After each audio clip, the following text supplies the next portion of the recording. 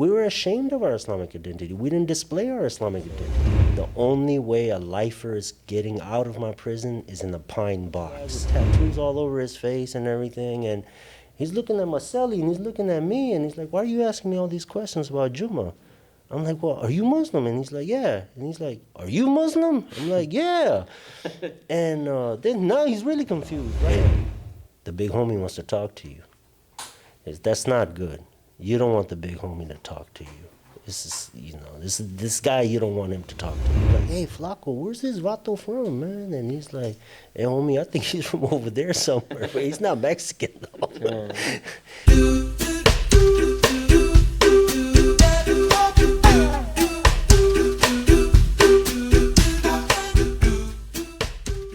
Assalamu alaikum, everyone. Thank you for joining us today. My name is Usama Muqaddam, and I'll be your co-host for today. I'm being joined by Brother Hassan, who I'll let introduce himself. Assalamu alaikum, my name is Hassan. So we'll be having a podcast with Brother Sajad.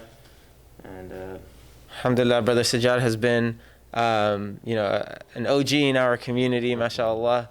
He's the owner of Falafel Corner and an example for us all to follow. He brings a lot to the table through his own personal experience, both here in Sacramento, as well as the experience he's had beyond that, and we'll go into that a little bit more today. Brother Sajad, if I could ask you just give us a brief introduction, or tell us something about you. Assalamu alaikum. I grew up here in Sacramento and been here my whole life. When I was young, Sacramento was different back then. We're talking about the late 70s, early 80s. It was very different. And one of the results of that was my generation.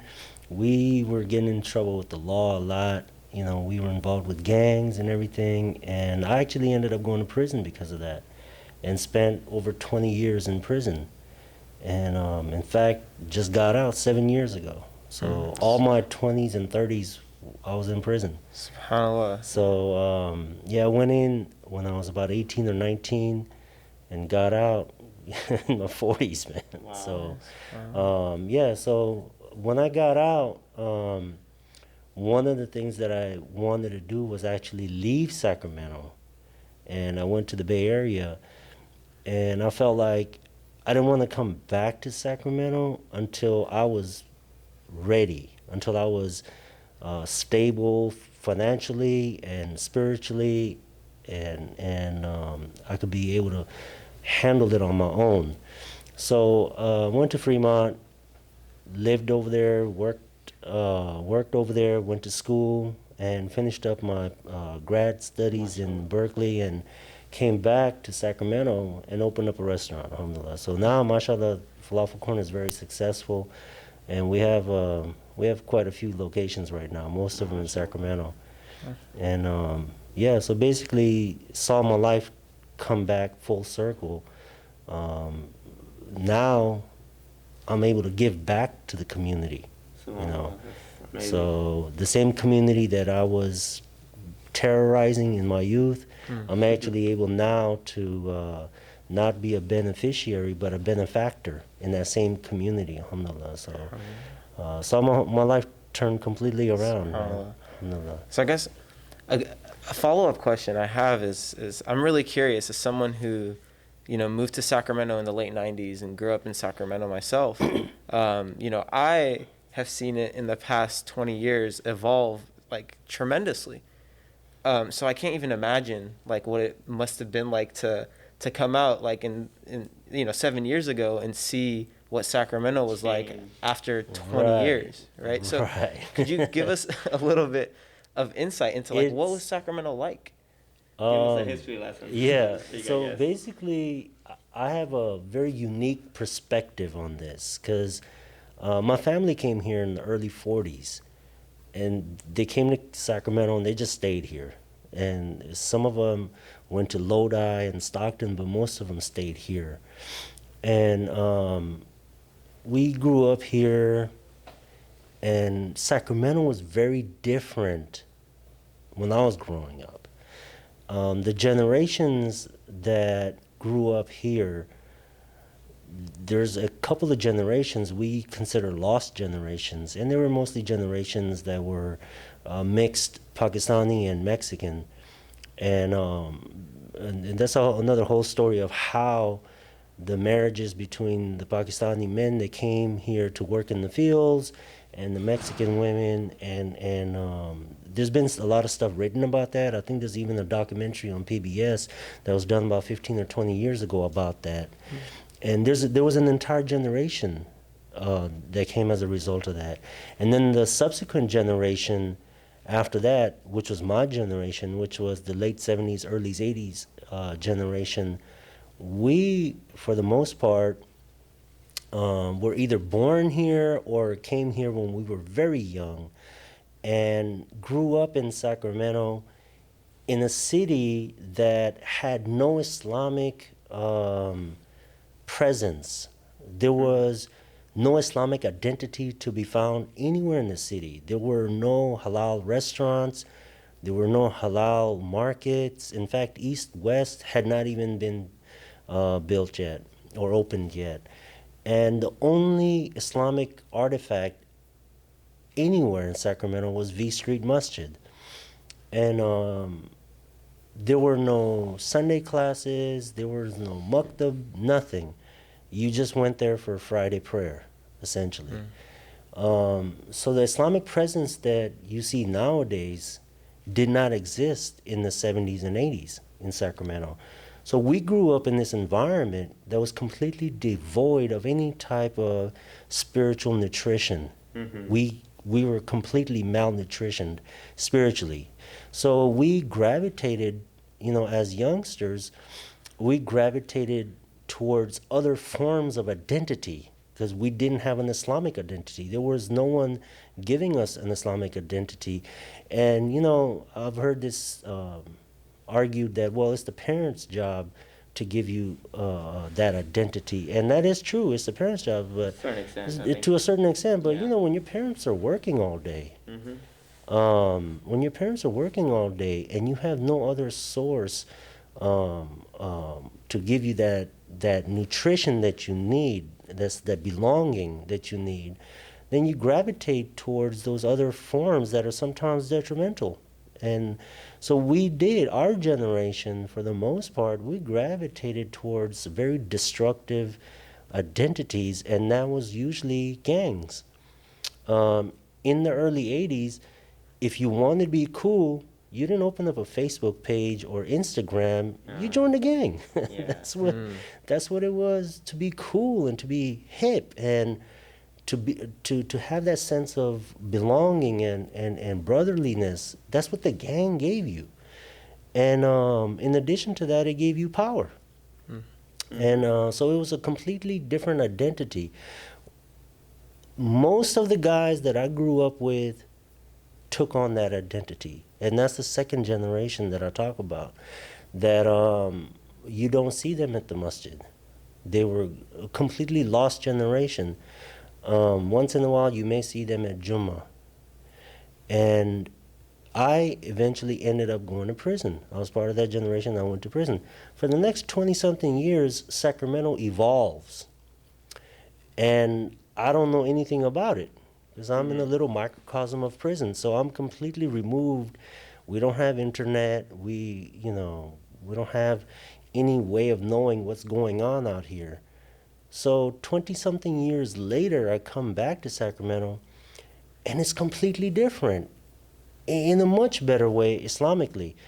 The things that we didn't have growing up, which was scholars that were able to talk about our issues, scholars that were born and raised here, studied here, understood the idiosyncrasies of our culture growing up in America, and could relate to that and give us scholarly advice, Islamic advice on how to navigate this strange world that we live in. Because, man, look, if you were born and raised in America, you went to school in America, you have a completely different way of thinking than somebody coming from Pakistan or Egypt or anywhere else. It's a completely different, and the set of circumstances that you deal with are completely unique.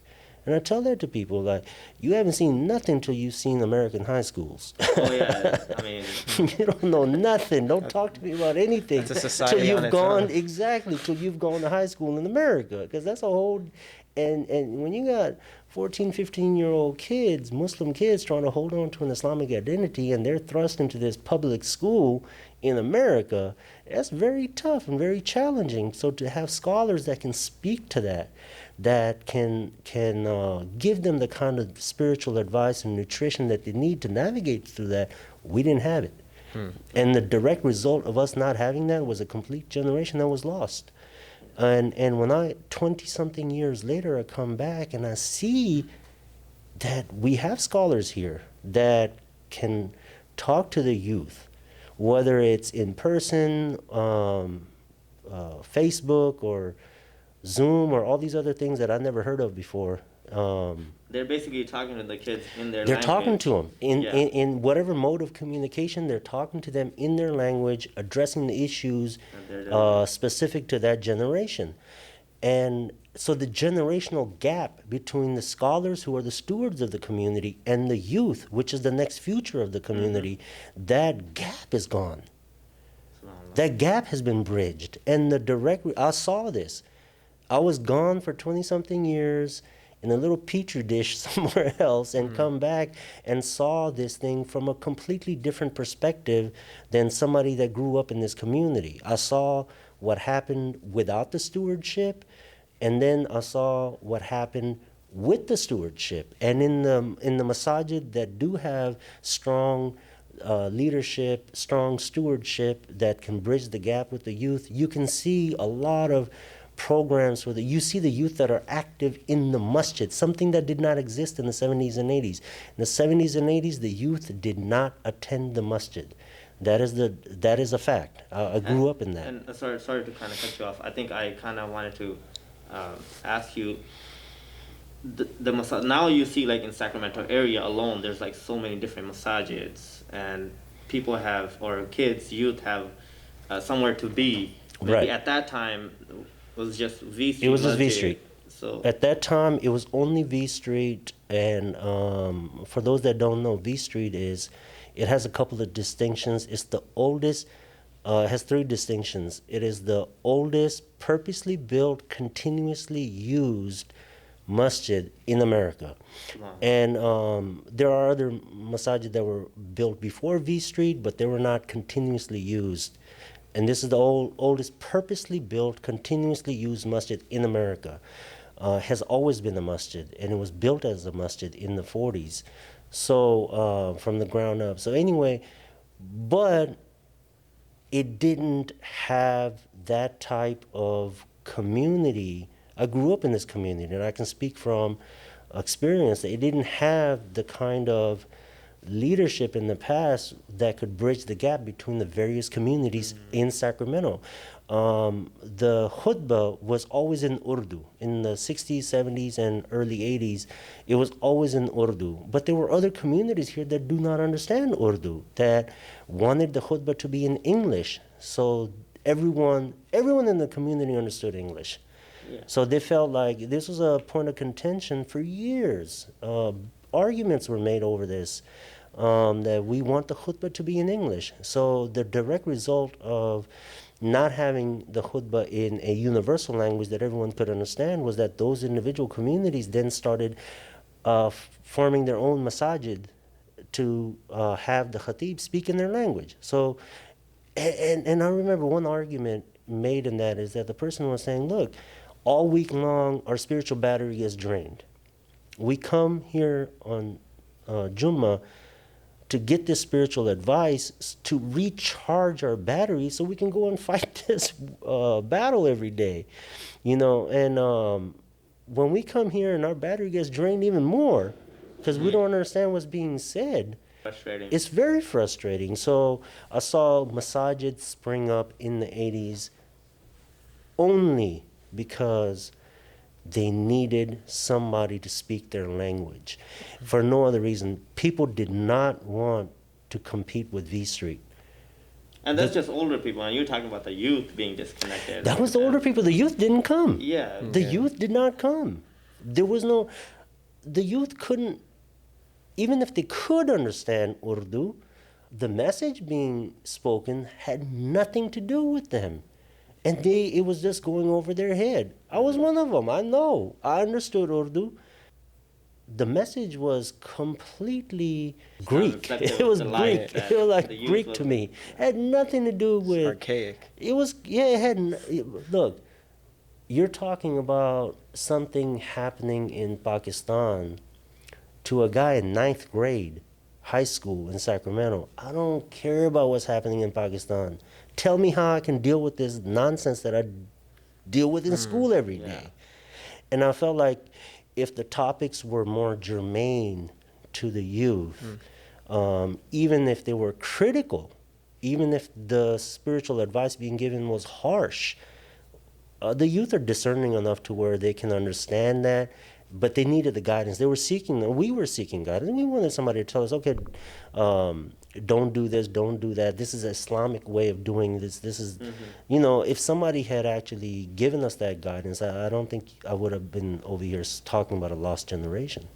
Because 20-something years later, I come back, the youth are still experiencing the same issues that we were experiencing. Those issues don't change. Islamophobia has not changed. Racism has not changed. The names that they used to call us back in the days, they're still using the same names. None of that has changed. But what has changed is that now the youth have avenues that they can go to and scholars that they can reach out to. And not just scholars, but community leaders and other people in position that they can reach out to that can guide them through this chaotic teenage years, you know, because you know, we used to always think, man, if I can just make it past high school. I think kids nowadays, every youngster I talk to kind of like intuitively has the same fears, like, man, let me just get past high school. I know once I get into college, it's going to be so much better. Yeah. But let me just get past these 4 years of high school. But now they have tools. They have a lot of tools that they can navigate with. We didn't. And the direct result of that is, man, mashallah, so many Muslim youth are developing their own Islamic identities. You see displays of Islamic identities in the youth that you did not see before. We were afraid of our Islamic identity. We were ashamed of our Islamic identity. We didn't display our Islamic identity. You see it now because people know it. They're proud of it, and they're being taught that by the scholars. So that's the biggest difference. Okay. That's huge, yeah. And I think that makes me think, you know, you mentioned how, you know, a lot of high school kids would just want to make it to the light at that end of that tunnel, so to speak, right? But that also makes me think about in your particular journey, like that, again, with that generation, a lot of people did not get to that point, right? Because they weren't nourished, right? Because there wasn't that stewardship of the community. So for you, how was it like? So with that transition into, you know, again, being a part of a gang or being in prison, right? How, and in retrospect, seeing that with where you're at now, right? In your understanding of khidmah and service to the community, how do you think, could you provide some insight into how that My process transition? happened? This is an interesting part in my life where I'm in prison and I've been sentenced to life in prison. So essentially, at that time in history, this is in the early 90s.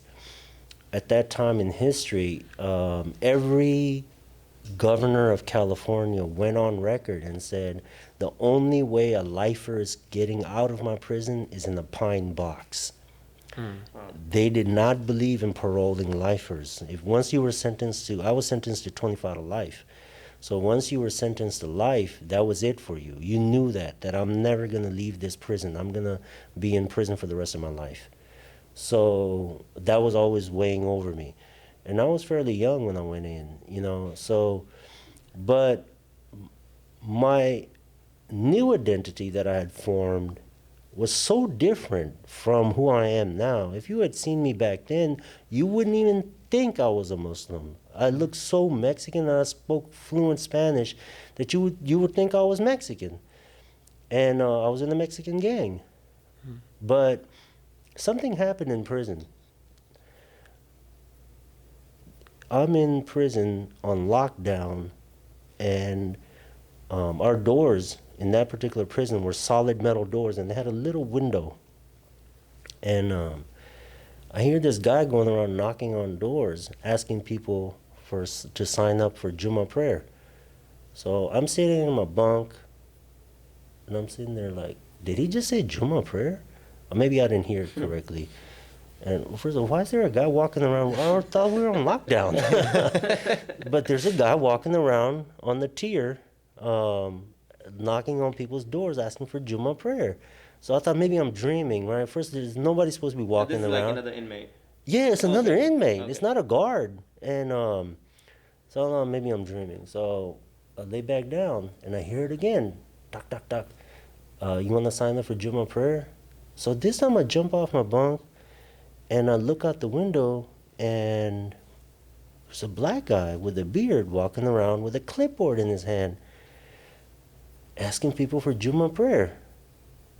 And he comes around. By the time he comes to our door, usually you have your prison ID cards hanging on the door like this, so the prison guards, when they come do the count, they look at your ID and they look inside the cell to make sure it's you in the cell. Mm-hmm. And plus, when they pass out mail, they look at the ID and match it with the name, and they give it to you. So I had my ID in the window, and he passed up my door, and I called him back, and I said, "Hey, what's that you signing people up for?" And he says, "Juma." And now I'm curious, like, why didn't you knock on my door? Mm-hmm. Right? But I didn't ask him. I said, what do you mean Juma? I asked him, what do you mean Juma? Juma prayer? Like Juma? And he's like, yeah, Juma. Mm-hmm. You know, like Muslims go pray on Juma. Yeah.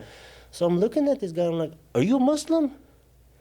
And he says, yeah. And he's looking at me like, why are you asking me all these questions? Because he's black. Mm-hmm. And he's looking at me as though I'm Mexican. And I look Mexican, and my cellie is a Mexican. Mm. And if you look at my cellie, he's one of those typical guys with tattoos all over his face and everything. And he's looking at my cellie, and he's looking at me, and he's like, why are you asking me all these questions about Juma? I'm like, well, are you Muslim? And he's like, yeah. And he's like, are you Muslim? I'm like, yeah. And then now he's really confused, right? Because Mexicans and blacks don't get along in prison. They're always fighting in prison. And especially the gangs, you know. And so I'm like, I'm confused, man. You guys are having Juma? There's Muslims here? And he's like, yeah, there's a lot of Muslims here. I'm like, wow, I never knew that. I'm in that same prison for years. Mm. Up until the lockdown, up until he came, I didn't know there were Muslims in the prison. Mm-hmm. Sometimes our perspectives are... they can veil realities in front of you because you're not looking. It could be right in front of you, but you don't see it because you're looking at it from a very different perspective. Mm-hmm. And sometimes it's things like this that bring a reality in front of you that was there all along, but you just didn't see it. There were always Muslims there. And I never saw them. I thought maybe, it's a black guy with a kufi because it's hip to wear a kufi. Mm-hmm. But there were Muslims all along. Anyway, I said, man, sign me up. And he's looking at me like, are you sure you want to sign up, man? Because I'm not knowing it's going to be just all blacks in that chapel. And he's like, are you sure you want to sign up? Yeah, sign me up. I give him my ID, and he signs me up, and my cellie's like, hey, Holmes, what's all that? And I'm like, it's Juma prayer. He's like, what is Juma prayer, Holmes? And I'm like, it's like church, bro. Don't trip. Yeah. So anyway, I started going to Juma. We came off lockdown a month or so later, and I still kept going to Juma prayer, and this went on for a few months.